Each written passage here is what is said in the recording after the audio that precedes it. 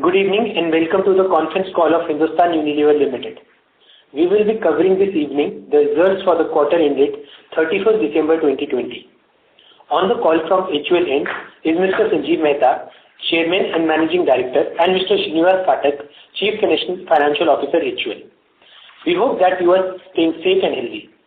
As is customary, we will start the presentation with Sanjeev sharing his perspective on market and an overview on how we are navigating the current environment. Then Srinivas will share with you our performance for the quarter with category highlights and our outlook for the future. Before we get started with the presentation, I would like to draw your attention to the safe harbor statement included in the presentation for good order's sake. I request all of you to pay close attention to Sanjeev's and Sriniv's messages over the next 30 minutes. We will be addressing upfront a lot of questions which are likely to be top of mind for the analyst and investor community. With that, over to you, Sanjeev. Hi, good evening everyone, and thank you for joining us on the call today. I wish you and your loved ones a safe, healthy, and a very happy 21. Before I get into the results, I would like to start with a sense of gratitude about being safe and healthy, and would like to thank every member of Team HUL. I'm very proud of the efforts of all our employees and partners, our frontline heroes in factories and sales, for the outstanding commitment and hard work that they've shown in the most difficult circumstances. They've exemplified the meaning of perseverance and resilience. For me, it is an honor to lead them and to serve our consumers. I will today take a bit more time and have some more flesh to the bone on many of the issues that we have faced. So let me first start by talking about a strategy. 2020 has been a year of pandemic, disruption, disorder, and loss. Yet it has also been the year which has marked the triumph of human resilience, agility, grittiness, fortitude, and very importantly, compassion. In these challenging times, a clear and compelling strategy remains consistent. We remain focused to deliver on our strategic agenda of consistent, competitive, profitable, and responsible growth. To weather the current storm, like seasoned sailors, we have adjusted our sails, which has helped us to navigate the crisis. Our 5 growth fundamentals and the COVID priorities have enabled us to maintain consumer connectedness while embracing speed and agility in operations. On to the macroeconomic front. In this quarter, India saw impact of COVID-19 receding. We are extremely grateful for the speed with which the government is rolling out the COVID vaccines. The count of the daily new cases in the country has come down substantially. At one stage, it was about to touch 100,000 cases a day, and now it is in the vicinity of 15,000. Recovery rates are high, and mortality rates continue to remain low. Mobility is on the rise as people are increasingly stepping out of their homes, just like we have done, and we are taking this call from office today. After witnessing a sharp contraction in GDP of 15.7% in the first half, the Indian economy is exhibiting stronger than expected pickup in recovery, and which is also very clear with the IMF forecast for 21, which has come out a day or two back. The timely and decisive measures taken by the government and RBI are indeed helping the country being put back on the path to recovery. Now, from an FMCG market perspective, we did see the growth reviving in the last 3 months. The overall market growth have inched up to 5%. And within this, rural and smaller towns continue to lead the growth while the metros and big cities are improving progressively. From a channel lens, general trade and e-commerce continue to ride the tailwinds while modern trade is slowly mounting a comeback. The mega trends of COVID-19, health and hygiene continue to drive demand. With the increase in mobility, we believe the discretionary categories and out-of-home consumption has also started to improve. On the commodities front, we have been witnessing unprecedented inflation, especially in tea prices and the palm oil prices, which have gone up by 40 to 50%. Buoyed by COVID-19 vaccine rollouts and the faster than expected recovery in global economy, crude prices too have gone up sequentially. We believe the inflation in select categories is likely to continue in the near term. COVID-19 has brought to the forefront some very clear trends like demand for health and hygiene, in-home consumption, e-everything, and resurgence of the humble grocer. Leveraging these trends, we swiftly pivoted the organization to serve the demand spaces and landed relevant innovations. We also accelerated a journey in e-commerce and strengthened our execution in the traditional trade through our eRTM initiatives. The COVID-19 pandemic has fundamentally reshaped how we look at and approach hygiene. Practicing hygiene is no more a problem-solution-based approach. It is increasingly now becoming a lifestyle need. We launched the Nature Protect Hygiene range, a powerful multi-category hygiene mix that is designed for new normal.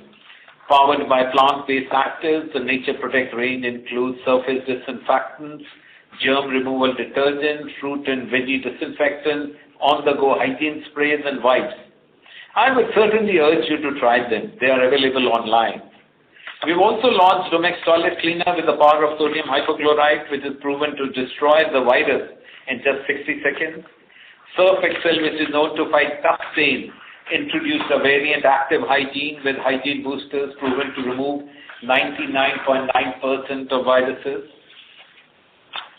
We have introduced new hygiene products in Lifebuoy. Lifebuoy Laundry Sanitizer is an anti-germ post-wash liquid, which has a very special formula that removes 99.9% invisible germs post-wash, which ordinary detergent wash may not always remove. Lifebuoy Germ Kill Spray. While we always remember to sanitize our hands, we often forget about germs on surfaces that are frequently touched. Lifebuoy has introduced instant germ kill spray that kills illnesses causing bacteria and viruses instantly. During the pandemic, in-home cooking has picked up, and along with it, the daily chores to clean dishes. Taking this head on, Vim introduced its new Matic dishwash range, specially designed to remove the tough Indian grease. Given the low penetration of dishwashers in India, this is yet another market development initiative which will help us build and premiumize the utensil cleaning segment in the country. Adding to the convenience, we have expanded a range of offerings into multiple formats, like the Surf Excel Smart Spray with a stain-lifting technology, surely a smart way to remove stains. Lifebuoy has introduced multi-purpose germ protection wet wipes for the on-the-go germ protection needs, and Domex has brought multi-purpose disinfectant surface spray which contains sodium hypochlorite that kills infection-causing germs.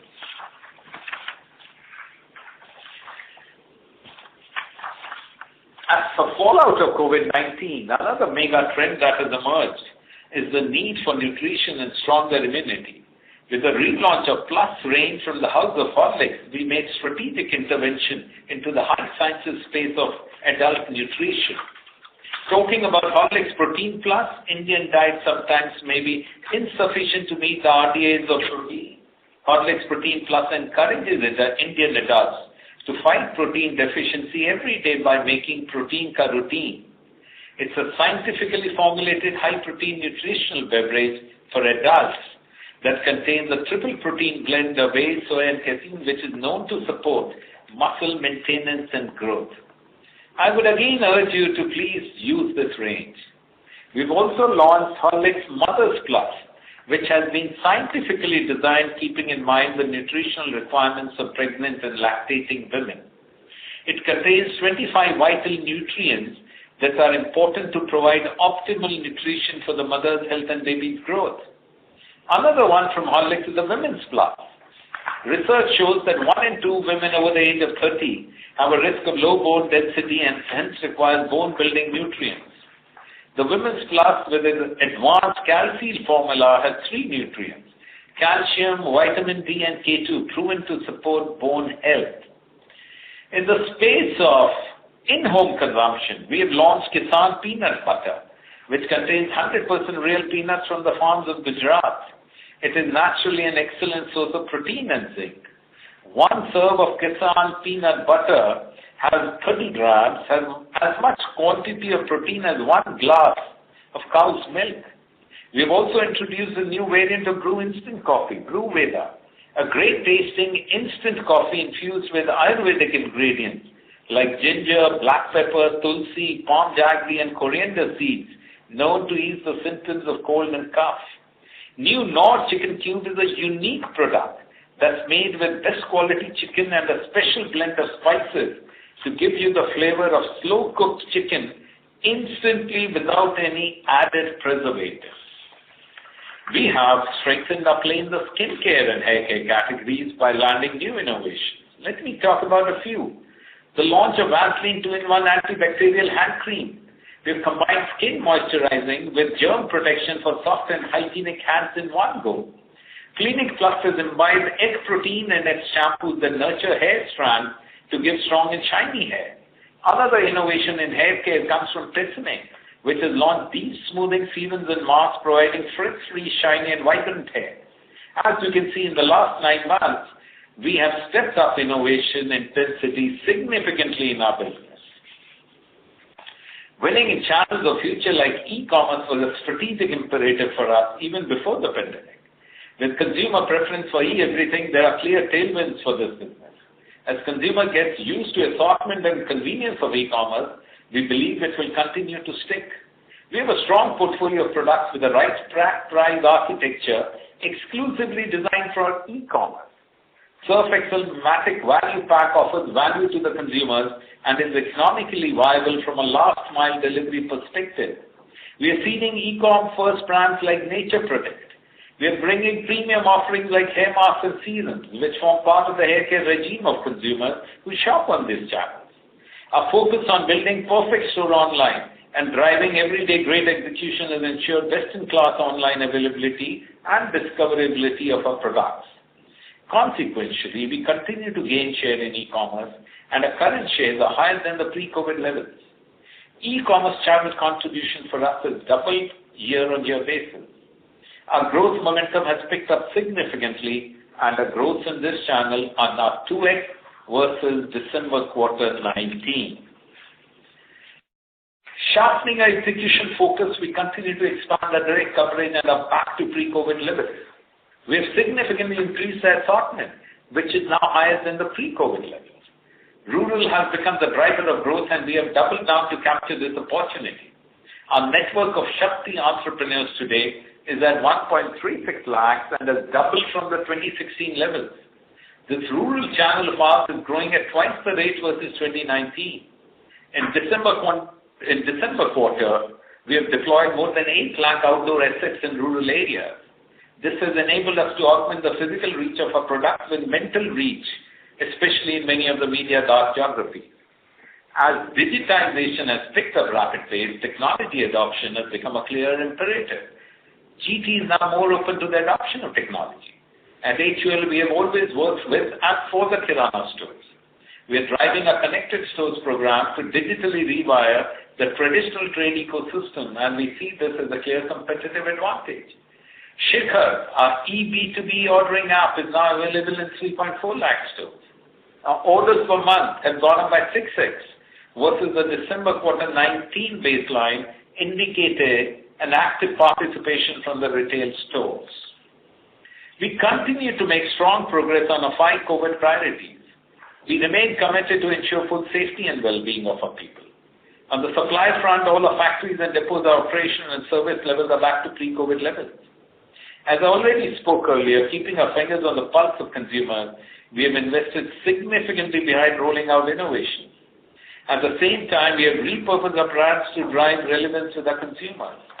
We have committed 100 crores in the fight against coronavirus and have been deploying these funds in a manner which best serves the best interest of our nation. We continue to embrace cost agility in operations. Our focus behind driving savings and preserving cash has allowed us to preserve the sanctity of our business model. Now, if you look at our performance in the current quarter, there are a couple of standouts. First, this has been another quarter where we have delivered competitive growth. Our business fundamentals remain strong, with 86% of our business gaining relative penetration. Basis Kantar World Panel on last 3-month basis, 86% of our business is gaining volume shares. With reported turnover growth of 20% and profit after tax growth of 19%, we can say that we have sustained strong performance. Health, hygiene and nutrition, which forms about 80% of our portfolio, continues to grow in double digits for the second quarter running. We've also seen significant improvement in discretionary and out-of-home categories as well. These are extremely attractive categories, and the improvement in growth is directly linked to increase in mobility. This has enabled the business to gain sequential momentum, and the performance is improving every quarter. Sustainability is fully integrated into our strategy. We believe business has to be purpose-led and future-fit, and that is what drives superior performance. The very business of doing business responsibly brings benefits to the society. Through HUF, our foundation and its partners, we have cumulatively created 1.3 trillion liters of water conservation potential, working in thousands of villages. 76% of our tomatoes and 78% of our tea are being sourced from sustainable sources. At the exit of 2020 calendar year, more than 67% of our plastic footprint is now in recyclable form. In 2020, we also collected and processed 58,000 tons of plastic, which is 60% of the total plastics that we use. Till date, we have touched the lives of 150 million people through our Swachh Aadhar Swachh Bharat initiative. 4 Suvidha centers have been operational in Mumbai, and I'm pleased to inform you that on the occasion of our Republic Day yesterday, we inaugurated the 5th Suvidha Center in Kasaiwala in Kurla East. Our water conservation initiatives and the HUF have also helped generate 30 million person days employment. Nearly 4.5 million people have been benefited under Prabhat. 136,000 Shakti entrepreneurs are getting opportunities to enhance their livelihood. So as I look forward, the near-term demand outlook is improving, and we expect to see improvement in urban, while rural should continue to be resilient. Inflationary pressures are building up in select commodities, and we will manage them judiciously. I'm confident that we are well positioned to capture the growth opportunities and accelerate the momentum. With that, let me hand over to Srini to cover the details of our quarter's performance. But before I hand it over to him, I have a very pleasant task of thanking Srini. He has been a fantastic partner.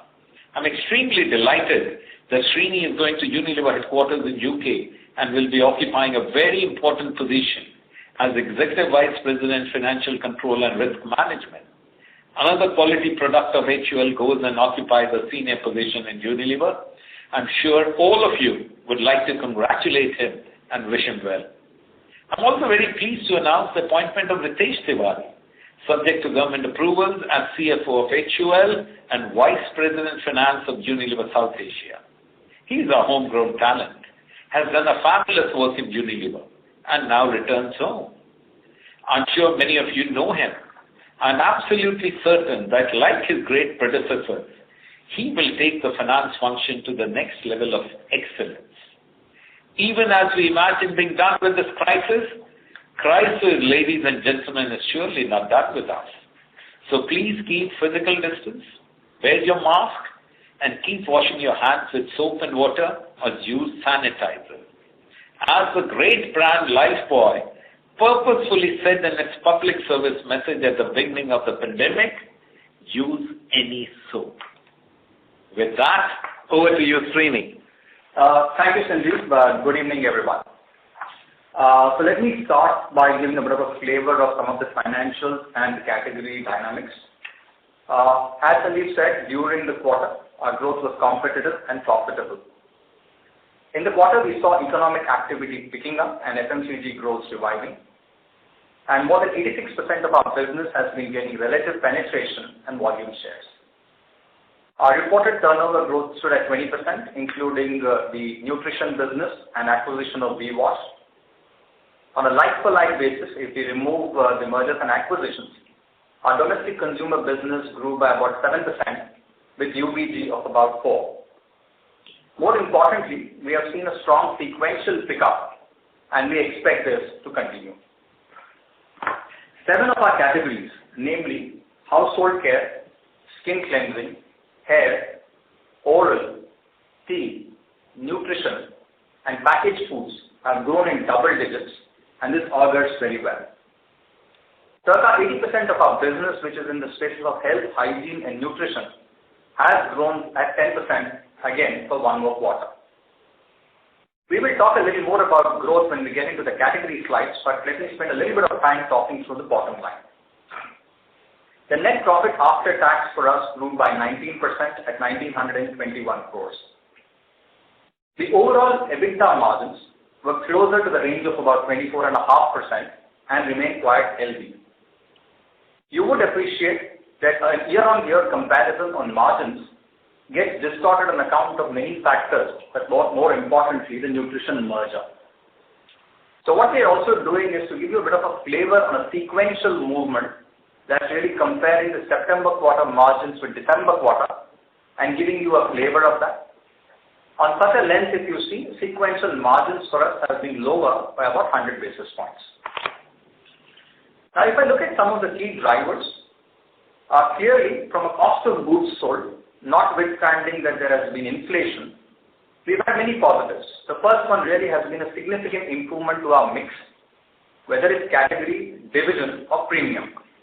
For example, many of our premium segments in categories such as skin, cleansing, tea, and hair are now growing and growing very well. We've also taken up prices, and that has partly negated the higher commodity cost in tea. So on a sequential basis, we have seen a cost improvement of about 90 basis points.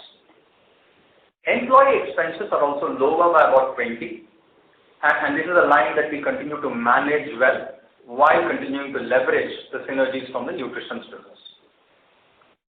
And if you see, the third element is from an other operating income. On a sequential basis, we have seen about a 10 basis point improvement. So if I really add these up, about 120 basis points of sequential improvement you would see in these three lines. I think the two places where we are significantly stepping up our investments is really in terms of our BMI, we spend behind our brands, and spend behind our other expenses, which is really going to do all elements including our capabilities. Let me first take our BMI. On a sequential basis, our BMI is higher by about 180 basis points. Importantly, we have actually increased our absolute spends by about 250 crores. This is important for us as demand is reviving. We are continuing to invest for growth, and we are going to support our innovations. You heard from Sanjeev. He spent a bit of time explaining to you, giving you examples, and we'll also touch a little more in the category section. Our spends are competitive, and our share of voice is higher than the previous quarter. For sure, there is also a bit of the media rates normalizing, where we did enjoy some discounts early on, but that started to normalize. But all in all, we are investing for growth. We are investing to really capture the opportunity. You'll also see that on other expenses on a sequential basis, you would have seen an increase of about 40 basis points. Actually, the other expenses, as you are all well aware, is a wide spectrum of costs. There is supply chain costs, which are non-material. There are general overheads. There are sales overheads. In June quarter and September quarter, we were a bit circumspect given the lockdowns and the disruptions, and we held these expenses very, very tight. But now, as we are seeing demand revive, we are investing ahead of the curve to capture growth opportunities. We are investing into our go-to-market, into our e-route to market, into the channels of the future, and our capabilities. These investments will help us bring the long-term and deliver the long-term competitive advantages. Now, if you look at a quick construct of the divisional growth, BPC has come back strongly. It was flat in September quarter. We are now growing at about 9%. Foods and refreshments are continuing to sustain the momentum of 19% at similar levels of September quarter. More important is really the nutrition business, with supply issues being resolved, is now growing in double digits. Home care, as Sanjeev also explained, has been an issue of category consumption. Again, when you strip it out, household care does well, but laundry specifically has been impacted because of category consumption. But as mobility is improving and people are coming back to offices, schools are reopening, we have started to see a sequential pickup. So clearly we are now seeing every month sequentially the growth trajectory is looking better and the growth trajectory is looking up. Having said that, in aggregate, our growth has continued to be competitive. A bit of a flavor in home care. Sanjeev did talk about our launch of Nature Protect, which goes across categories, and Vim Magic, which is really addressing a new need as well as premiumizing. All in all, it helped sustain a double-digit quarter, one more quarter of double-digit growth in household care. I have spoken to you about the sequential improvement and the category performance of fabric. But more important, within this, when you look at some of the premium formats such as liquids, they continue to do well, whether it was in September quarter, they're continuing to do very well as we look at the December quarter. And we are actually getting into the new formats such as the Smart Spray and the Active Hygiene. Purifiers has been a stable performance, again enabled and led by e-commerce, with our portfolio now really reshaped to play and win in this channel. When I come to beauty and personal care, it's been a broad-based growth across all categories. Our skin cleansing continues to be stellar with high double-digit growth led by Lifebuoy. What will be very pleasing is that in the premium parts of our portfolio, whether it's Dove or Pears, have now started to revive, and we have seen them grow in double digits. Lux, which has been more in the beauty space, has picked up growth even in the previous quarter and is likely to continue. We did talk about significant inflationary pressures in skin cleansing. You track the commodities well, and you are well aware of the replacement, the cost increases. If one needs to mitigate the costs, one needs to price us anywhere between 7 to 9. If you need to price for margins, it's even higher. In December quarter, we have taken up prices on our portfolio by about 2.5%. And as you speak, we have initiated further pricing actions, which will again tantamount to about 2.5%. So between the two rounds that we have done, we have taken about 5% price increase. While we will continue to look at all avenues in terms of managing the business model, we will continue to look at pricing with a close eye on inflation and keeping a close eye in maintaining the right price-value equation from the consumer's perspective. In oral care, we have seen a very strong double-digit growth led by Close-Up. Pepsodent has also picked up performance in the quarter, and overall, I think the performance in oral care has been quite strong. Hair, in many respects, has been stellar. We have seen double-digit growth across our brands, and it's been a broad-based performance. The consumer-focused innovations are yielding very, very good results. And again, in this segment, we see that our growth would be significantly ahead of the market and anyone else. Skincare was a category in September quarter. We did talk to you about winter loading being a bit slower, given the trade sentiment. Happy to note and happy to state that winter has picked up well, with good performance coming through in Vaseline. And in addition, and we are seeing that some of that effect is also coming through in January, we have also seen facial cleansing and talc do well. The Glow and Lovely transition has happened well, and it's on course as we look at it. The first part of the communication was really in landing the transition, which has gone off well. And we are now focusing our communication to really drive towards demand. And with the country opening up, I think again the communication will be apt, and we are confident that it's also actually going to start giving a better growth trajectory in that part of the portfolio. Color cosmetics, again, has been an important piece of our business, done well for a long period of time, has taken a certain beating.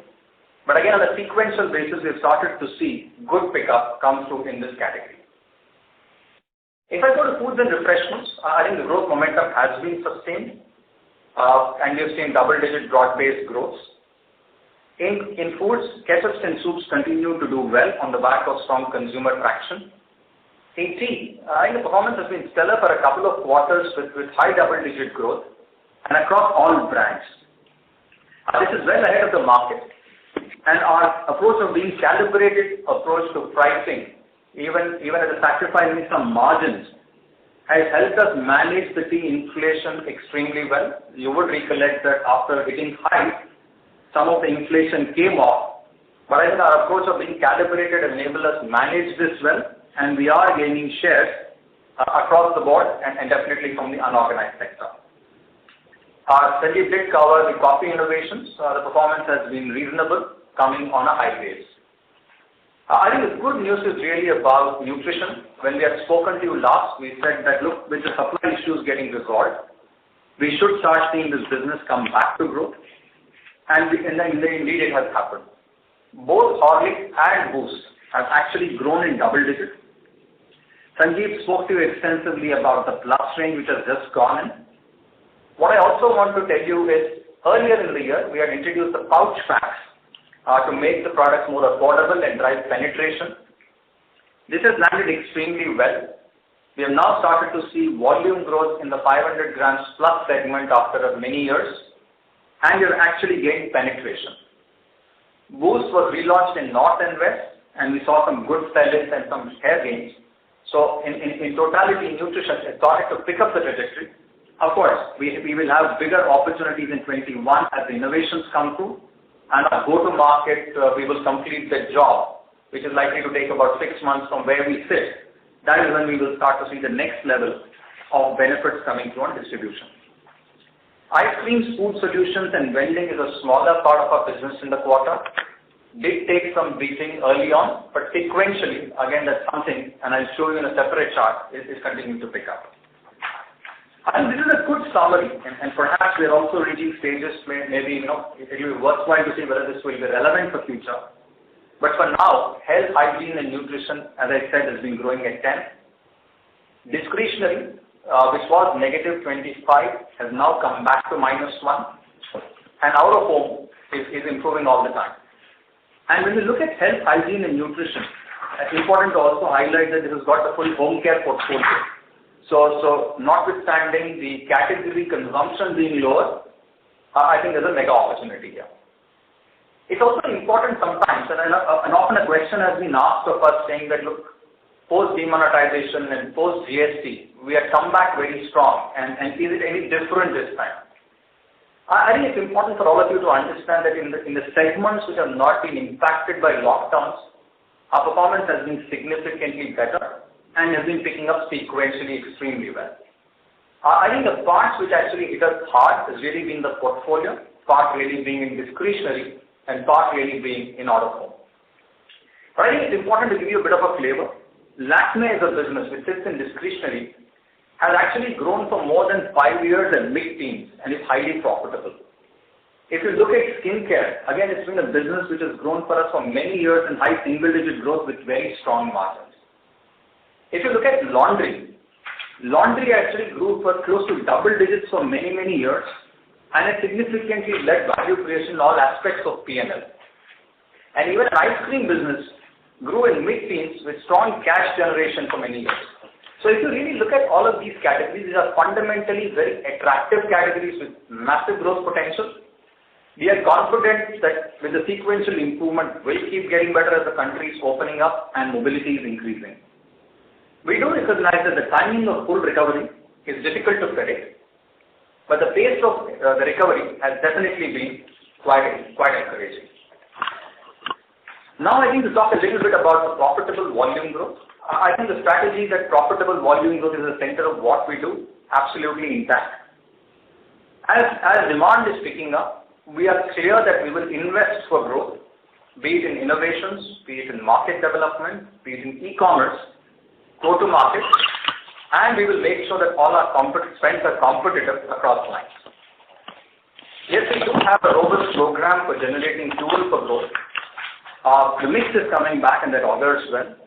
We get a lot more sophisticated with net revenue management, and we are being judicious with pricing. We will not shy away from pricing while maintaining the right value equation. Having said that, the inflationary pressures that we see in tea and the inflationary pressures that we see in cleansing are not small and are material, and we will continue to manage them more dynamically. But if I have to put out a real focus, our focus for a couple of quarters would really be on driving growth while protecting our business model. But if we have to put a premium, we actually putting the premium on growth. And why do we say that? If we get the profitable volume growth going for us, we have a demonstrated track record of driving margin expansion. We've done that for more than 8 or 9 years, and we are very confident that we will be able to come back to our mantra or our model of growth ahead of market and a modest margin expansion going forward. But for now, I think clearly for the next quarter or two, the focus would really be in driving profitable volume growth. The other different cuts to really look at that would be a segmental performance. You would see that they change slightly, but the picture broadly remains the same. And from a margin perspective, while the segmental margins continue to be very healthy in home care and beauty and personal care, we did see an impact of tea playing out on SNR, notwithstanding significant progress in the synergies from nutrition. It's also that we've been investing for growth across the portfolio. Therefore, if I now come to our December quarter summary of results, from a sales perspective, the reported growth are up 20%. EBITDA is up about 17%, and there are aspects of other income coming lower because of cash being paid out because of dividend and Horlicks brand acquisition. And second is that we've also had lower yields given the interest rate regime in the country. PBT is up at 16%, profit before exceptionals after tax up 15%, and net profit is up 19%, given also that we had certain one-offs in the base, which give the picture. Sorry, just 1 second. Yeah. The exceptional items continue to be restructuring of our supply chain operations and the integration of our nutrition business.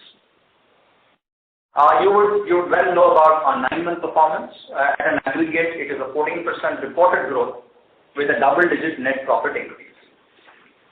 And if I come to one of my second last chart, it is really about the outlook looking ahead. As we've clearly articulated a couple of times during the course of this evening, the demand outlook is definitely looking up. Rural is continuing to do well and growing in double digits. Urban has come back into positive trajectory. And we do expect that barring any unforeseen events such as COVID outbreak coming back, we clearly see demand picking up. And our focus therefore is to really invest behind consumer-centric innovations, market development and capabilities. We do have elevated pressures in select categories. We will look at all levers, be it mix, net revenue management, including pricing and savings to manage the business model. But overall, our focus remains to be one of delivering volume growth which are competitive and profitable. And on the last piece, Sanjeev did share the news, and I'm sure you have seen that having served this wonderful business for large parts of my career, and more importantly in the a little over last 3 years as a CFO, now I'm actually moving to the mothership, if I can call that, to Unilever.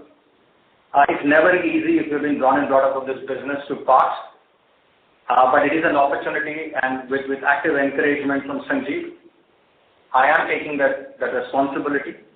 I'll continue to hold the business till 1st May. And then that's when I hand it over to my wonderful friend, Ritesh Tiwari. It's an upgrade in every sense, whether it's in terms of quality of what he will deliver or even the quality of looks. So we got a rather impressive looking Ritesh on screen. Wide set of experiences in the business, in the function. And interestingly, Ritesh also brings to the table experiences from broader, just not finance, but also from demand planning, supply chain. And in his latest role, he was actually managing the performance management for Unilever across all the markets, and he was also the CFO for our international businesses. So all in all, I think is a delightful addition to South Asia, and I have no doubt that he will really take the business and the function to new heights. So that's what we had to share, and we are very happy to take any questions, and I'll hand it over to Amit at this stage. Over to you, Amit. Thank you, Sanjeev, and thank you, Srinivas. With this, we will now move to the Q&A section. In addition to the audio, as always, our participants will have an option to post questions through web option on your screen. We will first take those questions which come through the audio line, and then we'll take the web questions. With that, I would like to hand back the call to Stephen to manage the next session for us. Go ahead, Stephen, over to you. Thank you very much. We will now begin the question and answer session. Anyone who wishes to ask a question may press star and 1 on their touchtone telephone. If you wish to remove yourself from the question queue, you may press star and 2.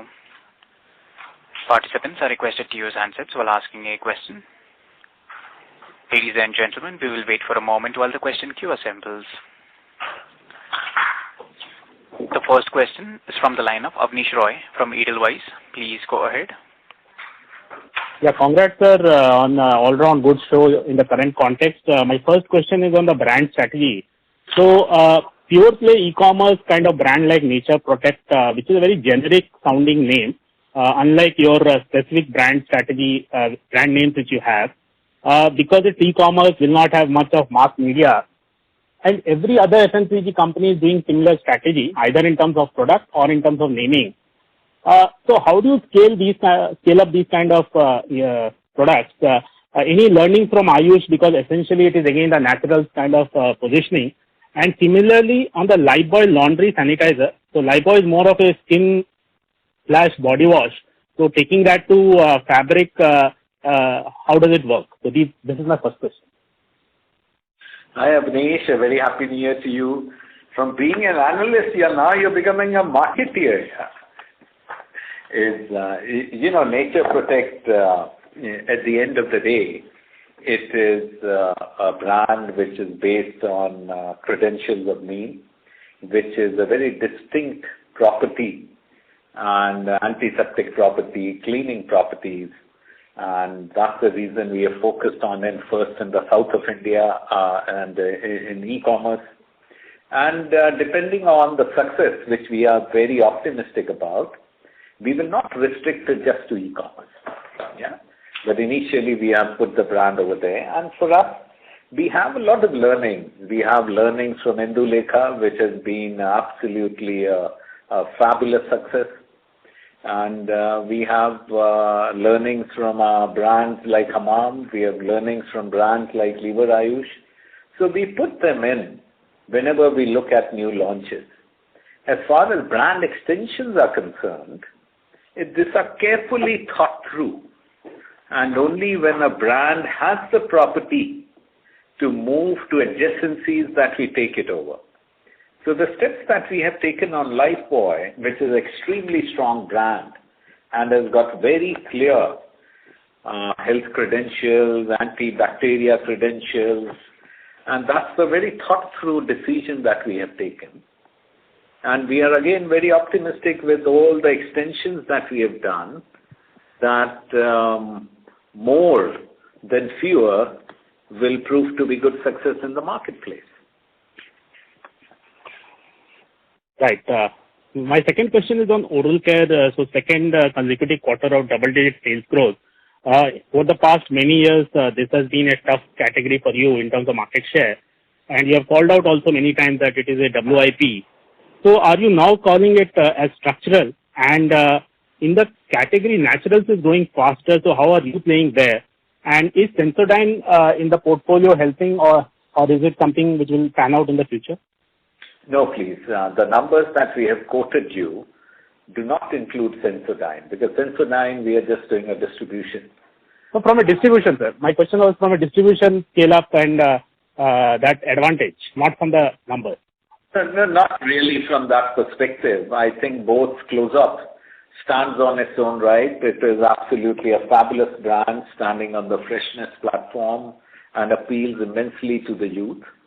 And we are very pleased the way Close-Up has performed. The good bit has been that we are also seeing strong traction on Pepsodent. But on Pepsodent, I would still say there is more work to be done. Yeah, that is still work in progress. But as far as the overall oral care category is concerned, last couple of quarters have been very heartening for us with the performance. And specifically on naturals, yes, it has indeed been a high demand space. While we've had some play with Ayush and others, we're also looking at opportunities and a strategy in terms of how to handle it differently. And in due course, you will see more action there as well. Right. My last question, sir, is on the recent pH issue. So the competitor is claiming 400 crore run rate and 10x from there in 5 years. So my question is, do you need to launch something here differently? All the campaigns which are already running, those should be more or less enough to overcome this? Abneesh, I'll only tell you one thing. See, I don't want to comment on what others say. But as far as we are concerned, we know how to protect our turf and we will protect our turf. This, let me be absolutely clear about it. Sure. Okay, sir. That's all from me. Thanks a lot, sir. All the best. Thank you. The next question is from the line of Warren Ackman from Barclays, London. Please go ahead. Hi, everybody. It's Warren Ackerman here at Barclays. Hope everybody is safe and well. Can I ask two questions to you, please? The first one is on your nutrition division. You mentioned nutrition opportunities in 2021 on innovation. You mentioned finishing the job on go-to-market and distribution and nutrition synergies. I'd be very interested if you could touch on each of those three buckets. What do you actually think you can do on top line, on margin, and on distribution of Horlicks as you bed in the acquisition and it moves into the organic growth? If you can frame that opportunity for us into the medium term, that would be really, really helpful. And then the second one is just around the kind of domestic organic growth. Nice to see the acceleration in the quarter, and it's nice to hear you're being so upbeat about the outlook. But I guess when I look at it, you've got the home care division -2, but you've got food and refreshment +19, and you've got the improvement coming through on discretionary and out of home. But clearly, as we go into 2021, some of those categories are going to sort of move in different directions. I guess home care is going to increase and food and refreshment might normalize. Can you kind of maybe look at in your crystal ball how we should think about the moving parts by category and channel as we look forward 12 months? Thank you very much. Yeah, so thanks, Warren. Two interesting questions, and I'll give my bit first, and Sanjeev can add on. I think let me take you back to the nutrition business case. When we actually looked at the acquisition, clearly coming through from a perspective of a very strong brands, a clear consumer need where you can actually transfer through the various life stages of life cycle of people, right, from child to an adult. Overall category penetration being around 24-25%, which also means it's a massive market development opportunity. If you think about distribution, clearly with Hindustan Unilever's reach, we said that we will have advantages of about 2.5 to 3 times the distribution reach. Yeah. And therefore, we also said when we look at our portfolio, you can play the high sciences, you can play the base. If you look at the formats, you can play the large packs, you can play the small packs. So there were multiple levers to get growth. And therefore, if you said into the medium term, our objective was to grow this business in double digit. And we talked about synergy realizations in the bottom line to close to about 1,000 basis points. Yeah? So that's really was the construct of where we were. Yeah. Important to highlight that this business actually is coming to our fold only from April of this year because the whole regulatory process took more than 15 odd months. Not much we could have done earlier. But if you really see from a first 9 months perspective of a large integration of the kind that we have done, it's been one of the best integrations in the FMCG space and for Unilever by far. If you start to see, yes, we did have some supply challenges given some industrial relation issues in a quarter. We also had some very tough lockdown months in the country. The good news is all of that is behind us. The business is picking up traction. We have seen a double-digit growth. We're comparing with what GSK did in its base. Clearly, the momentum and the trajectory has now started to pick up. Yeah. I did talk to you about the two key brands being really Horlicks and Boost. Both the brands have actually grown in double digits. We have taken Boost national, and in Horlicks, we are doing multiple things. We're dialing up communication on one side, introducing new packs such as an affordable pouch pack. At a certain time, we will look at really doing a sachet, a low price offering, which also enables us drive penetration. And Sanjeev spoke to you extensively about the high sciences range. So interventions coming through on portfolio, communication you've already started to see take a very different cue, I believe, which again works well. So if you start to see, we've started to put the wheels in motion on many aspects relating to portfolio. Yeah. The second aspect is going to be go-to-market. Today, we are taking the easy pickings and the early wins and doing multiple things. In some cases, we are combining distributors between nutrition and HUL. They are handling the combined business. And in some cases, we are actually synthesizing and going deeper into rural areas. The other place we also started some work is really the chemist channel and the medical marketing program. So some of those benefits have started to come in life as life has started getting better post lockdowns. The big advantage for us is if you really see it's a big algo-driven distribution model because we have the widest retail coverage in India by far. That actually means that we have to put out a larger assortment in stores and we need to replenish those stocks at a certain frequency.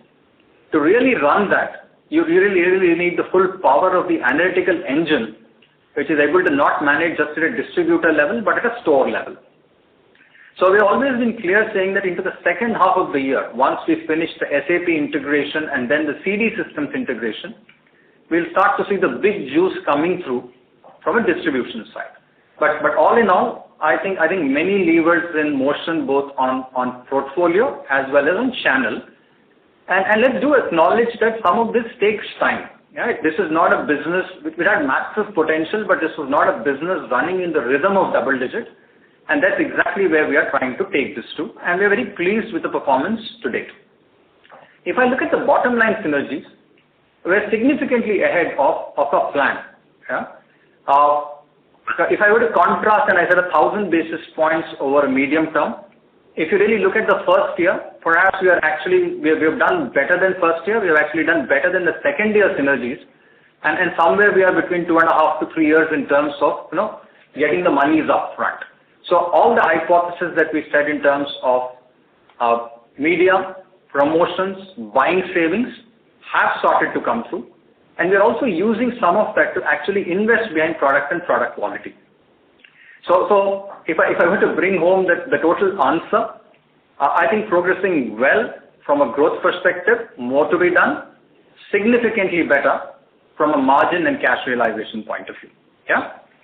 If I take your second question, so if I take your second question, and I'll also ask Sanjeev to come in here, you're indeed right that look, there will be a bit of a rebalancing of portfolio. Health, hygiene and nutrition in some parts, and when I say some parts such as hand sanitizers, hand wash, will start to come down a bit. But having said that, within that, we've got large home care business. Home care business will pick up. Home care for us over 3, 4, 5 years has actually grown in high single digit and has been a huge value accretive business. So clearly that rebalancing, even if it were to happen, we start to see that the numbers will continue to be high. I also talked to you about the structural attractiveness of our discretionary categories. I spoke about Lakme, I spoke about skin. We definitely expect them to start to pick up. And ice creams, which has been an out-of-home business and took a big beating, and our food solution businesses, will also start to see traction and come back as out-of-home consumption picks up. Even if the aggregates change, the important spaces fundamental to the business are extremely well positioned. Now the big question is, yes, we are seeing consumer demand pick up. Yes, we are seeing the economic activity pick up. The pace of recovery and the pace of expansion is still a bit of an unknown. But within that construct, I think the portfolio is very well positioned to actually go ahead of the market. And with a bit of little luck and COVID staying away, I think in the great space to drive momentum. Sanjeev, any comments on the growth story? No, and the other bit, hi Warren, the other bit of course is how the vaccines get rolled out. India has a very ambitious plan and it has started well, and I believe with the vaccine, because the mobility will increase tremendously. And today if you were to de-average the country, rural and GT are doing very well, and urban and modern trade, for reasons of lack of mobility, have not been doing well. So if the vaccine rollout happens the way the government has planned it out, then I think we will clearly see the urban demand also coming back. And with the urban demand, that would imply that the modern trade would also come back. And which means that some of our discretionary categories, which have got hit, like Srini alluded to, should start bouncing back. Okay. Thank you, gentlemen. Very helpful. Thank you. The next question is from the line of Avi Mehta from Macquarie. Please go ahead. Hi, sir. Thanks for the opportunity. I just wanted to revisit your comment on the food margins, food and refreshment margin. despite there has been a sequential drop in tea prices and GSK performance improving, could you explain why there has been a moderation in margins on margin performance? Yeah, so a couple of elements. Definitely the impact of tea inflation, where we have taken a calibrated approach, has been one reason, because if you see the height of consumption impact of tea which was bought earlier came together in December quarter. And I think we had to be calibrated with the pricing because there is a massive opportunity to unlock from the unorganized sector, and it's a calculated business decision we have taken, I think, which is serving us well. You get sometimes opportunities to really gain significant volume shares and hold on to the franchisee, and that's what we've done. The second element which I also spoke to you that we've also been dialing up significant investments in our F&R category from a BMI lens, whether it's really investing behind nutrition while the gross savings continue to be healthy. We've invested behind our packaged foods, we've invested behind our BMI in the category, and we're also starting to invest behind some of the capabilities for future. So the combination of that has really meant that from a segmental perspective, we have seen a bit of a dip in F&R, but as an important comment that we make is that, look, it's important to make that investment, and I think if we get the right volume trajectory growing, which we are, I think we'll be well positioned to really pull back margins. Important to understand that these are inflations which have never been experienced in these categories over a decade, and this is exceptional. Now, and we've got enough of history to say you don't go and price all of that. You lose consumers, you lose the franchise. Getting them back takes much longer and seriously expensive. And it's worthwhile being calibrated, taking a bit of a knock in margins, managing it in your portfolio, and getting the growth trajectory going on, and that's exactly what we're doing. Sir, I appreciate that. What I was trying to, let me rephrase the question. Is it possible for us to kind of give us an impact of the investments that we would have in this? Because as you alluded that, some of these investments will continue, which is where I'm coming from. Yeah, so my friend, we don't start to dissect some of them at a category line level. We haven't done that, and I don't think we need to do that. Rest assured, we know how to protect the business model. We will. And if it means a quarter or two of slightly subdued margins, don't worry about it. We know exactly how we are playing this game. Fair enough, sir. Sir, lastly, just a bookkeeping bit. When you highlight the 5% odd growth that we would have seen in the nutrition business on a 9-month basis, we are looking at the 9-month equivalent for the 4542 crores sales number that we had shared in the GSK presentation. Is that understanding correct, sir? So, Avi, on this one, what you need to do is we are talking only domestic business, and the GSK reported numbers also included the exports business. Hence, it will not be like-to-like comparison, and looking at 5% growth on base period reported numbers, and then we are adding it what the reported numbers for HUL nutrition business should be. So our exports goes into our subsidiary, whereas what you see also here is on the standalone. If you can connect with Amit, he will be very... Sure, I'll take this offline. No issues. Thank you very much, sir. Thank you. Others there. All right. Thank you. The next question is from the line of Percy Panthaki from IIFL. Please go ahead. Hi, team. Congrats on a good set of numbers, and Srini, congrats on your promotions. Basically, my question is, first question is on the categories impacted by COVID. So if I look at how it started off in Q1, basically skincare was the worst affected, 40-50% down, and now it has become almost flat. Whereas your detergents business is probably a couple of percentage points down. So today, skincare on a YOY basis is growing better than detergents, which to me was a little bit shocking to see this data point. So just wanted to understand what is it that is constraining the detergent growth, which is clearly a category affected by COVID, but also I would guess a category less affected by COVID than what skincare is. No, I think for us you have missed a very important point, which is the winter portfolio in skincare. Yeah, winter portfolio went up majestically with the cold wave happening in most parts of the country. Okay. Okay. So adjusted, and that's the Q2 to Q3 delay which happened. That is the thing which is sort of causing. Approximately what would be the impact of this change in phasing of sales from Q2 to Q3? So Percy, look, we've never split up our winter between month and quarter, so I'm not going to do that. Look, I'm also seeing a bit of effect coming through in January, which we never used to see earlier. So I think the whole picture is when we then start to see the full season, which I think we'll get a better handle around mid-February, yeah? Because the sales start somewhere between August, September, and this time, given the intensity of the winter, we are seeing it go a bit further. So perhaps it's something we can revisit at a later date. Yeah? The other element important to understand, Percy, is there is also a bit of a pent-up demand. We underestimate the need of consumers wanting to look good and feel good. Yeah? So call it a bit of a lipstick effect or call it whatever. With lockdowns coming off, we are also seeing a significant improvement in categories such as colors and Lakme. Yeah? The first instance is even in some of the social gatherings, you've now started to see a big step up and people are meeting. People are wanting to look good and feel good. So there's a lot of hair products and consumption picking up. The negative growths in Lakme and colors have come off at a dramatic pace. To be honest, the last 3 months has been a big pullback. A lot of laundry. Yeah, again, I think what happens with our laundry is the size and the magnitude of our business means that we are addressing the needs of all consumers, premium, mid, and mass. While premium has continued to be robust and continues to grow well, at an aggregate, if I need laundry to move, because at the end of the day, it's a sizable part of my business, I need a lot of rural to come back in. I need a lot of consumers to consume Surf Easy Wash at ₹10 to come back in. And they come back in when schools, colleges, and offices start to open. So multiple ways to look at it.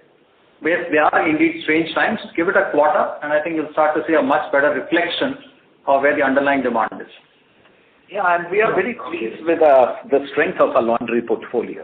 Yeah, and it is still, even now, the volume shares are looking very robust. And very confident that as people start moving out, laundry will come back to its growth patterns, which have been fabulous over the last several years. Understood.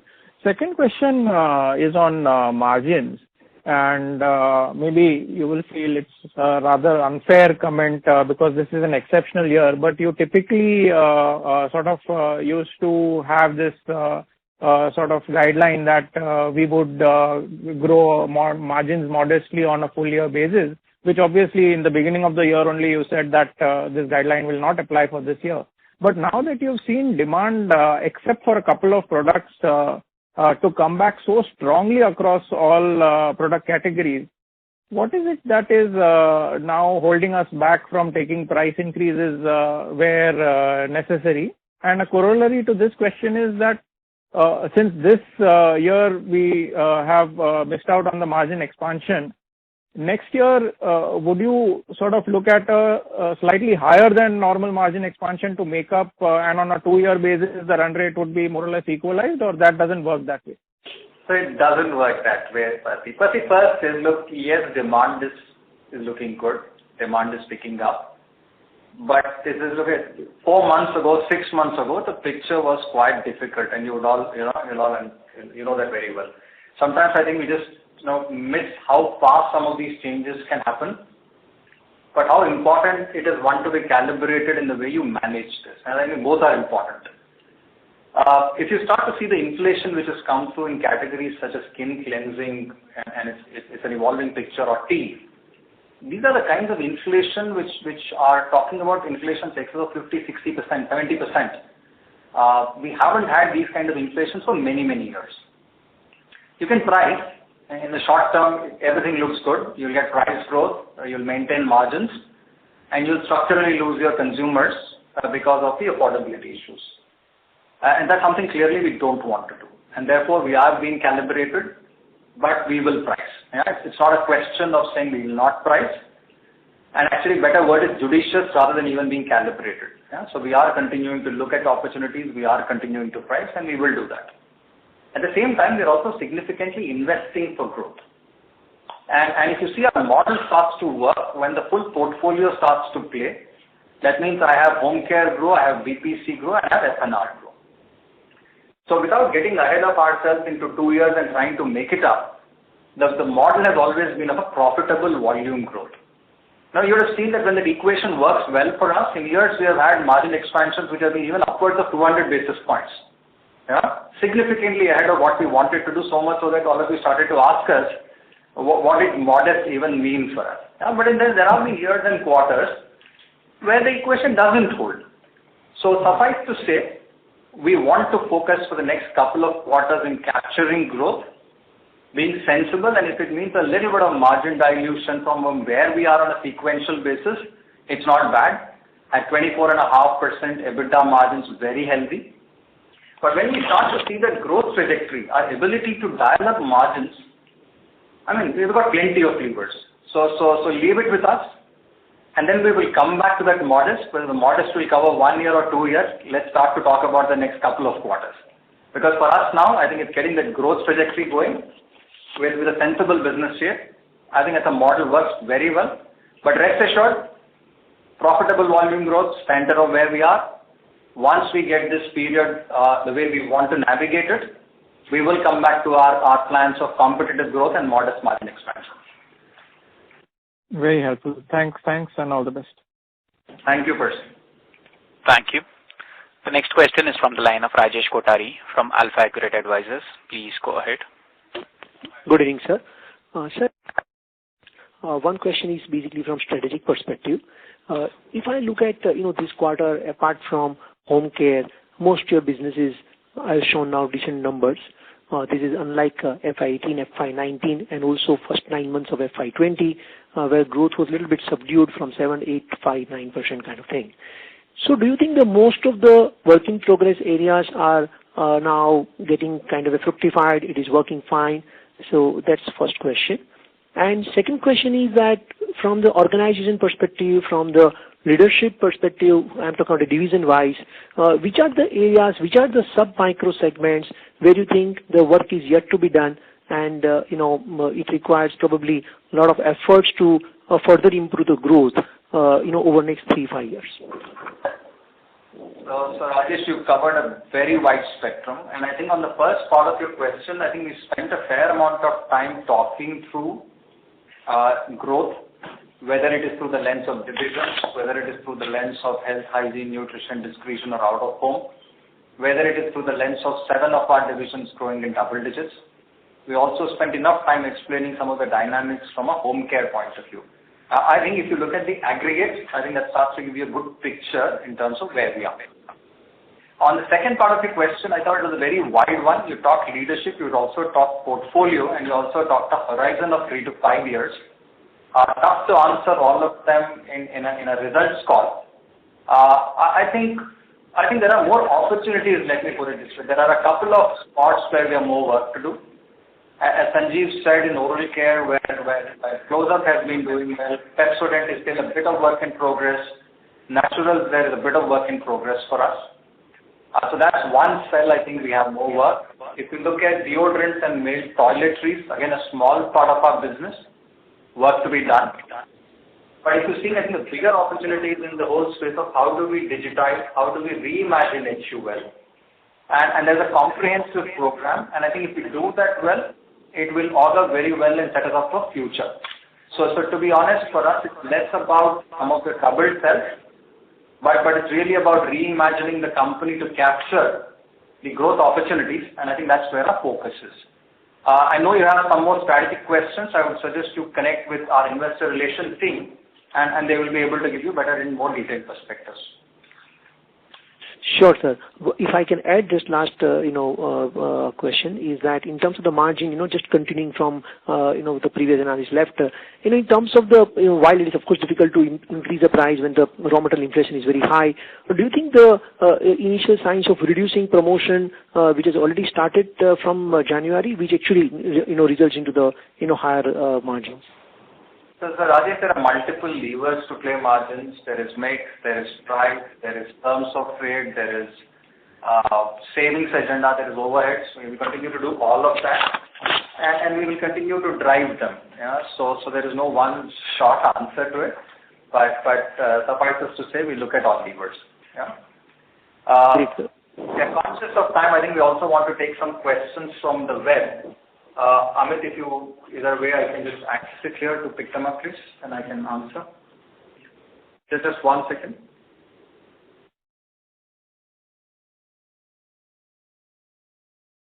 Yeah, hold on, please. Yeah. So there were questions which came from Vikas Maheshwari as an individual investor. Ideally, I don't answer questions of individual investors on this call, but I think having discussed, there was a question of what is the growth ex GSK. I think we've clarified that excluding GSK, 7% of our USG, 4 is really our UVG, underlying volume growth. So Kirit Kapadia has asked a question, why is the company not taking strong legal action against Sebamed? I think Kirit, we have taken all legal options. We have taken some of them and we are also exploring others. More importantly, we are also taking many actions to educate our consumers because soap is not all about pH, it's about cleansing and it's also about care. And I think we are doing all the right actions to educate the consumers and communicate our proposition, and you will see more of this going forward. Hasmukh Visharia from Sud Life wanted a color on the growth of the home care subcategories, and I think we have covered that, Hasmukh. Chetan Gindodi from Alf Accurate Advisors. Recent pricing actions suggest that focus has shifted from margin improvement to sales growth and market share. Is there a strategic shift for the company's targets? Does this mean that the margins will remain flat for the next 3 years? Chetan, we have discussed this in detail. We have discussed this in terms of what is the focus for the next couple of quarters and the rationale for it. I've also said that we are committed to a model which is competitive growth and modest margin expansion. But for the next couple of quarter or two, I think we have a clear priority in terms of getting growth while protecting our business model. And that's an important one I keep reiterating. Protecting the business model means trying to hold it where we are with a certain flex. We're not talking about diluting big. We're not talking about expanding big. That's important to understand that because we are healthy margins. Our model is one of growth which is competitive and growth which is profitable. Rashmi Utmal from Novozymes has congratulated me. Thank you. She's absolutely said more power to Team Sanjeev. For sure, I continue to be always invested into this business and proud of this business. So I absolutely agree to more power to Sanjeev, Team HUL. Chetan, I think we have discussed home care in detail. Your question again was on decline on fabric care. Alok Shah from Ambit Capital. Has sequential rural growth remained at similar levels or has it decelerated? Would the company focus more on ad spends or channel trade spends and promotions? I think on the first part, rural has continued to be showing well and has been resilient and has been growing in double digits. I think that has held so far. With regard to our spends, look, while the principle is in an environment like this, we would want to give value to the consumers. We would definitely want to invest behind our brands. That's always been our philosophy. But we will also make sure that our spends in channels are competitive. And with respect to promotions, we will not flinch if we need to do something to defend. And there are certain promotions, not all of them are bad. They serve purposes of brand growth, channel expansion. And in those cases, we also lead promotions. But if I were to give a priority in inflationary environment, I will say value to the consumers and invest behind our brands would be, let's say, our first two steps. Rohit Chordia from White Oak, could you please spend some time on few brands that have delivered subpar or below par performance in the past few years?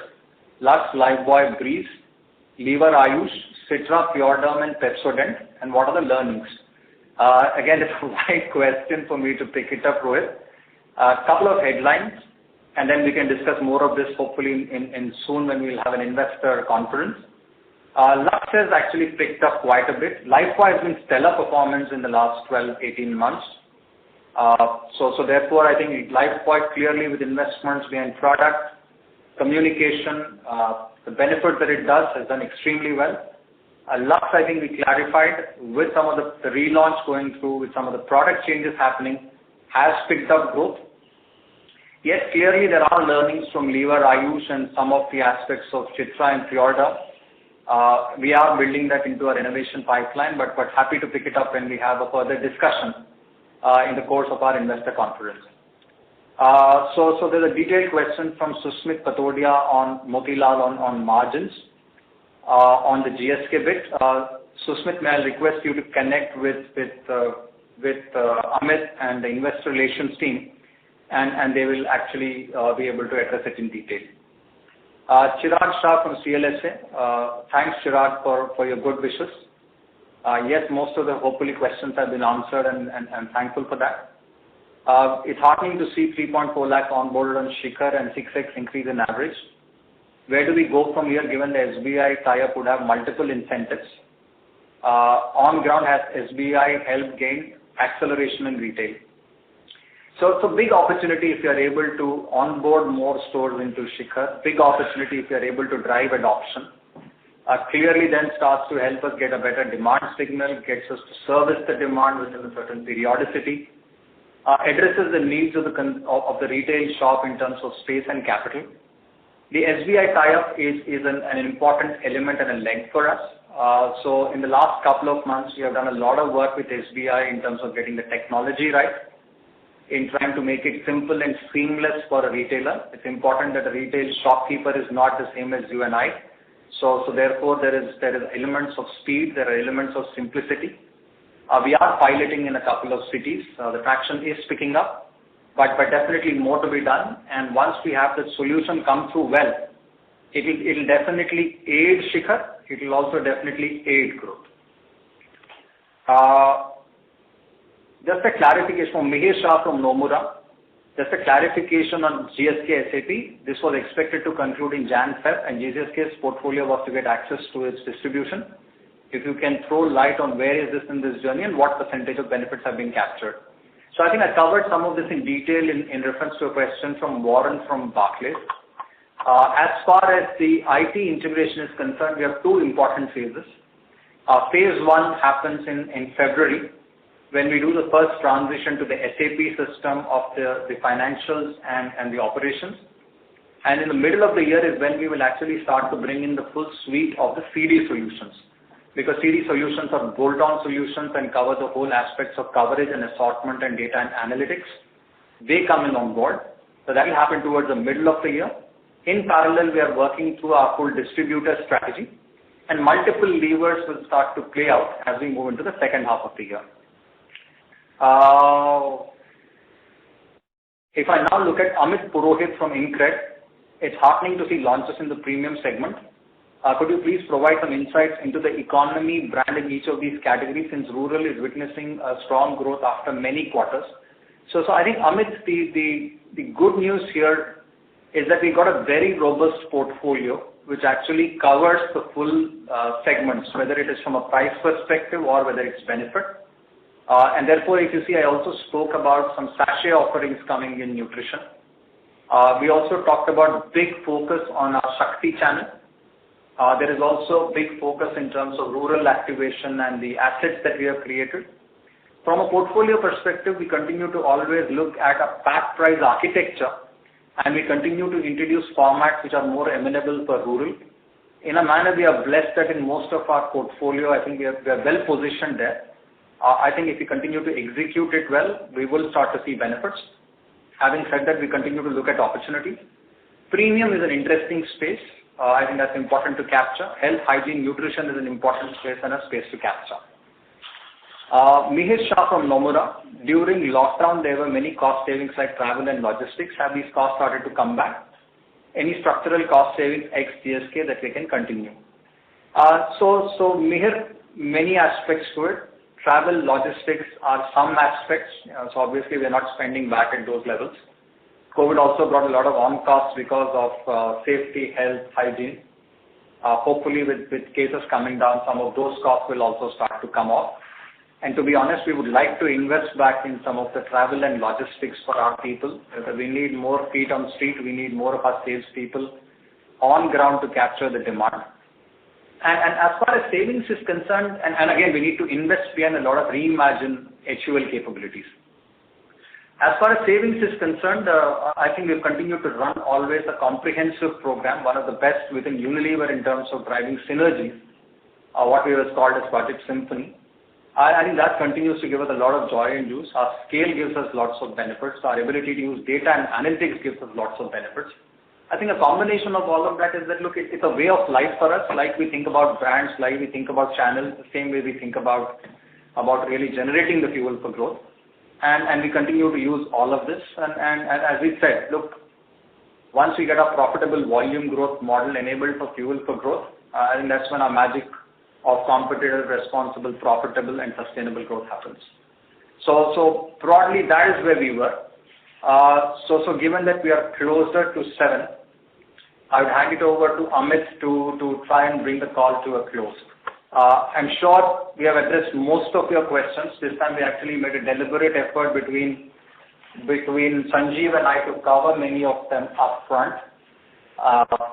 And having said that, if there are questions which are still remaining with you, do reach out to Amit and our investor relations team, and they will do their best to answer them for you. Amit, over to you. Thank you, Srinivas. With that, now we come to the end of Q&A session.